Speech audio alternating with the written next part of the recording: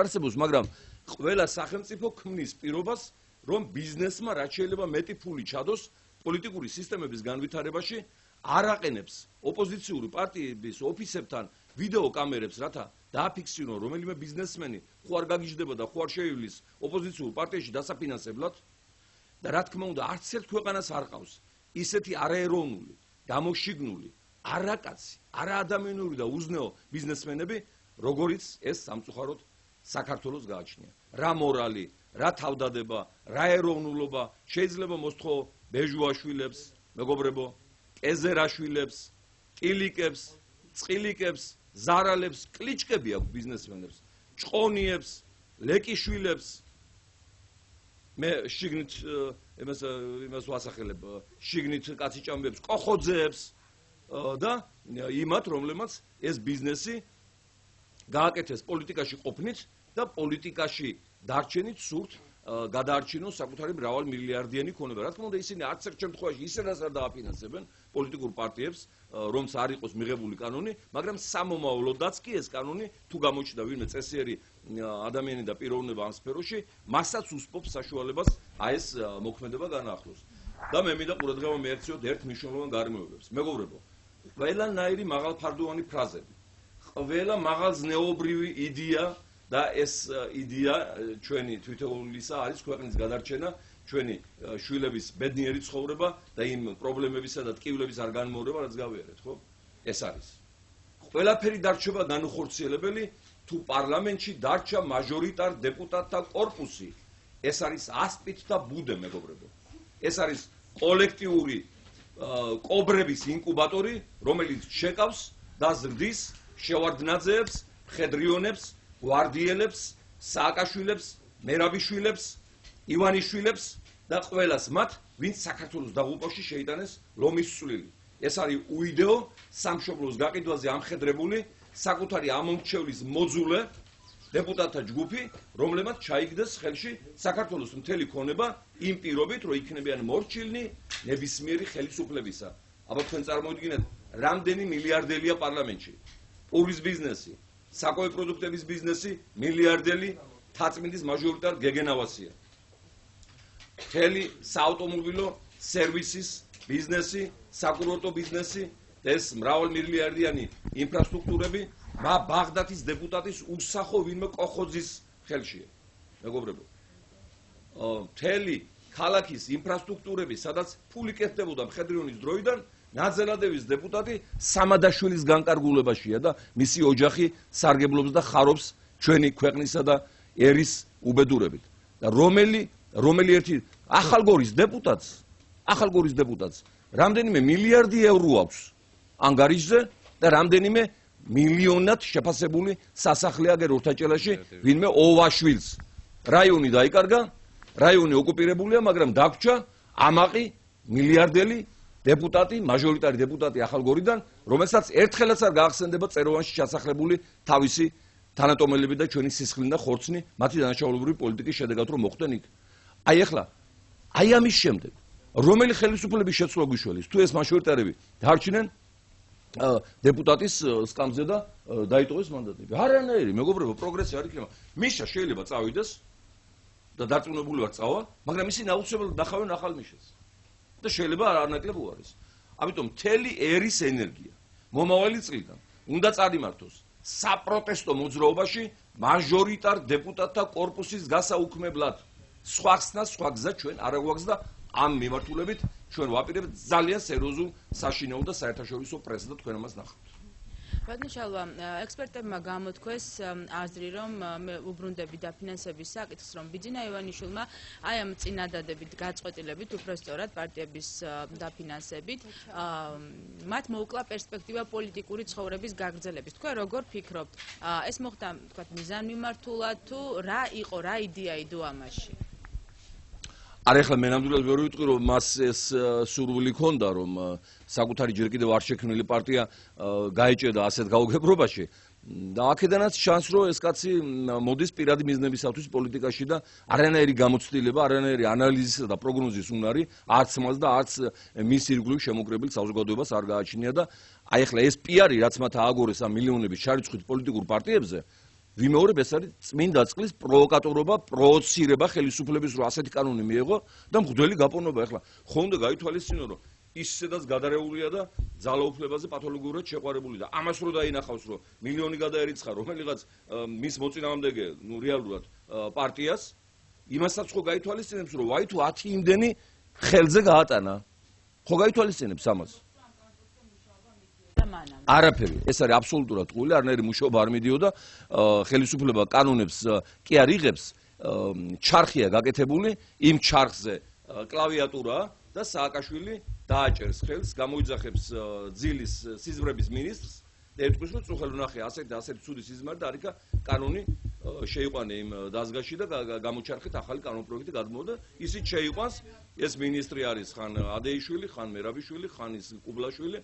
ისინი შეიყვანენ ამ პროგრამას, გადმოუგდებენ და მე რეაგირებს, ეხლა ის უფრო უწყინარი პიარი იყო ლენინისტვის, როდესაც მან მიიღო მეოთხე თუ მეხუთე ინსულტი და მძიმე მდგომარეობაში იმყოფებოდა, სპეციალურად აბეჭდებოდა სტალინი გაზეთ პრავდას, სადაც იბეჭდებოდა მხოლოდ კარგი სასიხარულო და გულის ამაჩუყებელი ამბები, რომ არ განერვიულებულიყო დიდი ბელადი. დღეს უკვე ლენინური პრავდა გახდა საქართველოს პარლამენტი, გახდა საქართველოს კანონმდებლობა.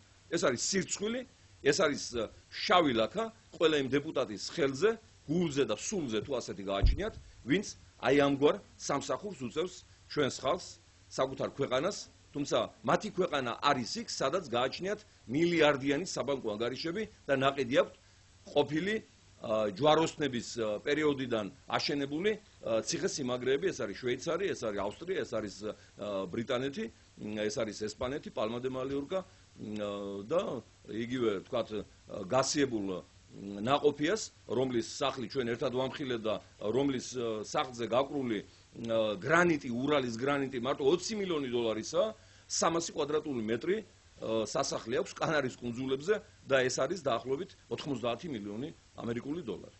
ეხლა ასეთ სიტუაციაში შეუძლებელია ილაპარაკო აი ამ ასე ვთქვათ კოლექტიური პრავდის, კოლექტიური ლენინელების ზნეობაზე, მათ ადამიანობაზე და იმაზე, რომ ოდესმე ნამუსი გაუღვიძებთ და ეტყვიან პატრონს, რომ აი ეს უკვე მეტის მეტია კმარა. კმარას ისინი არ იტყვიან, ჩვენ უნდა უთხრათ, გეყოფათ, ვკრათ წიხლი, მოვკიდოთ ქეჩოში ხელი და გავყაროთ იქიდან, სადაც არ უნდა ყოფილიყვნენ აქამდე, სადაც მოხდნენ უკანონოდ, გადატრიალებებით, ძალადობით, მოსყიდვით, დაშინებით, ვარდების რევოლუციებით, ამერიკელების დახმარებით, სოროსის დახმარებით, ივანიშვილების დახმარებით, ბენდუქიძების ხელშეწყობით და სხვა და სხვა.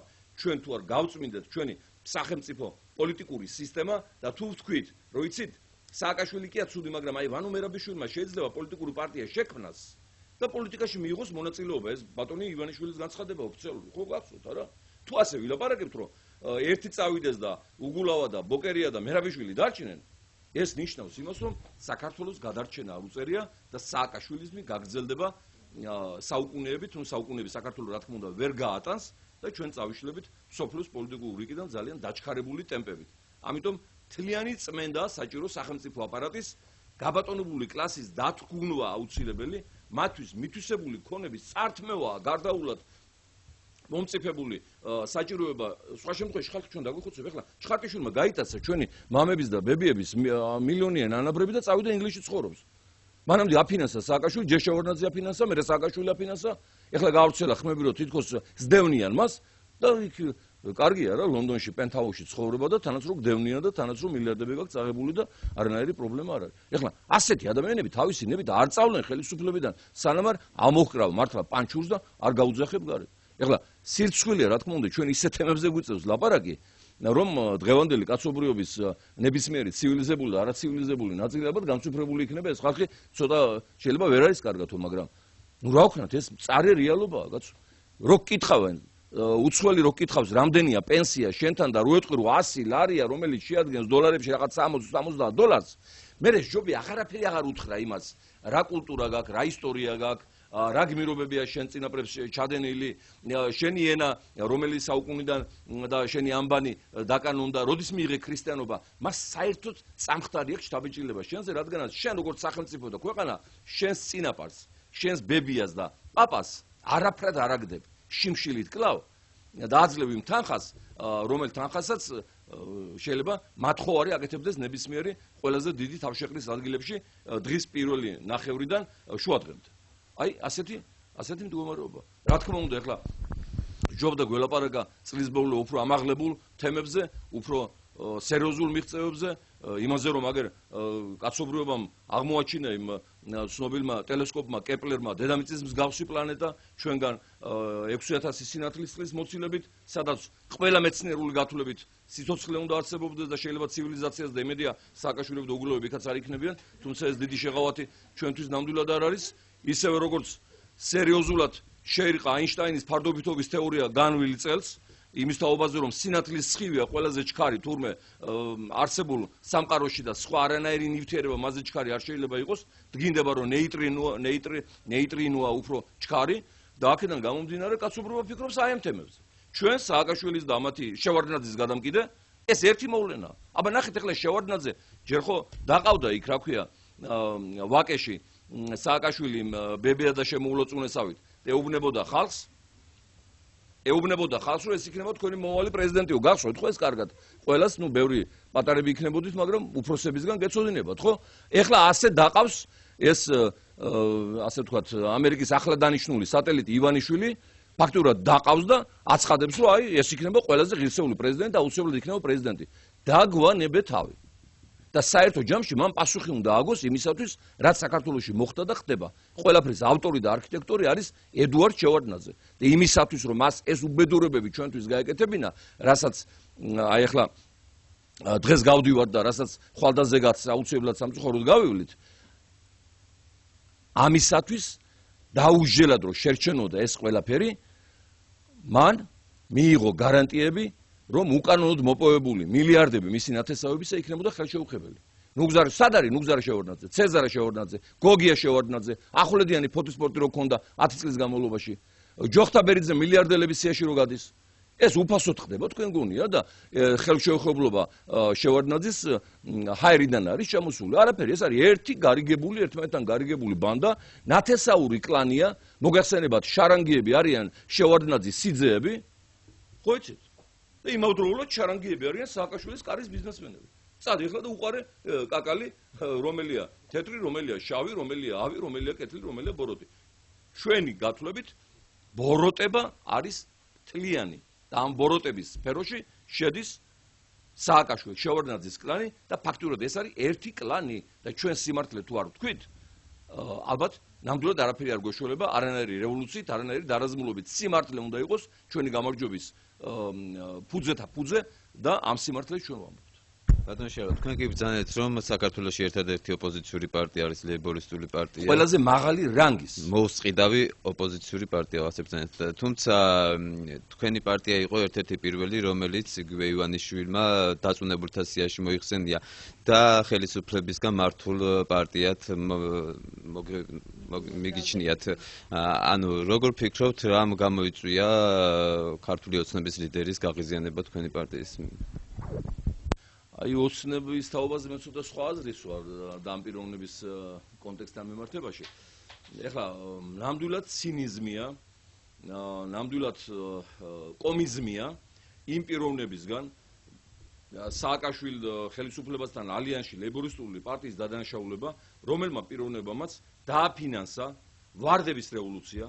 ამ ფინანსებით მოიყვანა სააკაშვილი, მერაბიშვილი, უგულავა, ბოკერია, თარგამაძის ბანდა. შემდგომში გააძლიერა რეჟიმი,